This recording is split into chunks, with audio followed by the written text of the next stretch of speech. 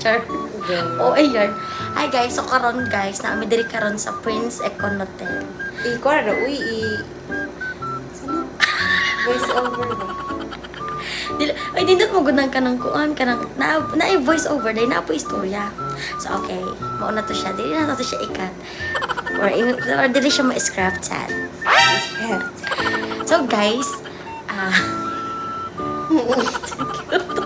so guys, karon pa ako kabalik og vlog no, mga kapogs. Ang kapogs! Wow! Na-remember pa yan, kapogs yan. Uy, dako kita no. So, karon pa ako kabalik og vlog mga kapogs. Eh, naamay diri karon sa dapitan since among graduation is tomorrow, June 26. Dayon, sayo kayo mong graduation mo bayot. So, nag-decide na lang ko nga mag-stay mi diri sa Gusto pa nang niyoy. Nag-decide na lang mga diri na lang mag-stay sa dapitan kay syempre dito po ako nag-stay sa Dipolog. So if mugi ka pa mi sa Dipolog, malate na ko and pag malate na ka sa graduation, dili na daw ka pasudlon. So, sayo kayo mong giagon ba yun? Pag graduate ka din, dili na ikaw makapasod, diba? So, oto, nag-book mi diri sa Prince Econ Hotel and Masay istorya nimo sa ilang hotel. Okay ra ba? Marag okay ra Wala ko gabay. Okay ra. So okay ra daw guys. So karon it's 10:26 in the evening. So kinahanglan pud jud mo wake up ng alas 3 in the morning.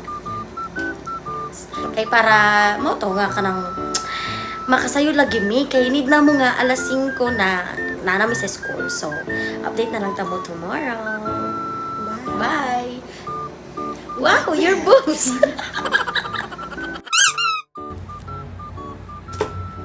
So guys, muna niyang update sa akong face. Wala na jud ko ka-video guys kay nawala sa akong huna-huna. Kay siya ra ko yung huna-huna. So, mga ni siya, murag tao na ba ni? So, nagulat na lang mi og time guys and tamato na din mi school. So, bye! Since 5:30 na, nagsuot na day kog toga mga kabogs no, and nag-decide na mi nga muadto na sa eskwelahan. Nagdala day kog bag mga kabogs kay pirtira ba jud dugaya mahuman sa graduation. Panyo og make-up ragoy sulod in kaso maguba atong nawong tunga-tunga sa graduation. Ay, guba naman day daan atong nawong. Huy! Kagwapa na, oo. Aura diha, kitsa ka diha, pa. So karon mga kabogs na abot na jud mi sa school og nangita pa mi sa among linya kay natigwalaan jud mi. Ako pud gipangita kung kinsa tong atubangan sa akong linya. Bantog ra di na ako makit-an kay late day siya naabot. Agoy. Kay magsugod naman ang ceremony, gi-request na ang mga ginikanan nga ipataod na ang among hood. Grabe, paypay diri trapo didto kay pirti nang inita mga kabogs. Igo pa maabot mi sa entrance, haggard na kaayo. And yes, hapit na jud mi sa entrance mga kabogs no. Og nakita namo nga naka-live dai sila. Mautoging na nako kung igagaw nga mu aura mi sa camera. Kay kapoy baya pod og make-up, sayo kayo mi ni mata dayon pila ka tuig pod kog inantos og eskwela unya. Kadyo tra kaya tong exposure. Agoy. Aura diha pak, sino ka dyan? Wag kang papaabog sis. Agoy. Ako day kauban sa graduation, akong igagaw kay dili man makauli akong ate diri sa Mindanao. Og nagpasalamat sad ko sa akong igagaw nga iya akong gikuyugan sa ako ang graduation. Miskan na asyag Sambuanga, ni biyahe jud siya para sa iyang gwapa nga igagaw para sa akong big day. O diba? Sana all. Og mao na jud niyang gihulat sa tanan mga kabogs no ang mupaso sa stage para daw baton ang diploma nga pila ka tuig gihaguan. Grabe, lipay jud kay ko mga kabogs kay finally nana jay degree holder sa among pamilya.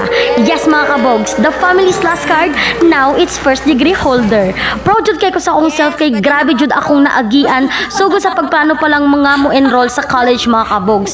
Way back 2020 nakaunda kog eskwela kay lagi dili kaya sa akong mama nga pa eskwelahon ko. Niabot pa sa point nga daghan kayo kong giduulan na ngayog tabang aron pa eskwelahon ko pero kato sila tanan gibalibaran ra ko og na-realize na ako nga kaya raman di ay nako makahuman bisag wala ilang tabang.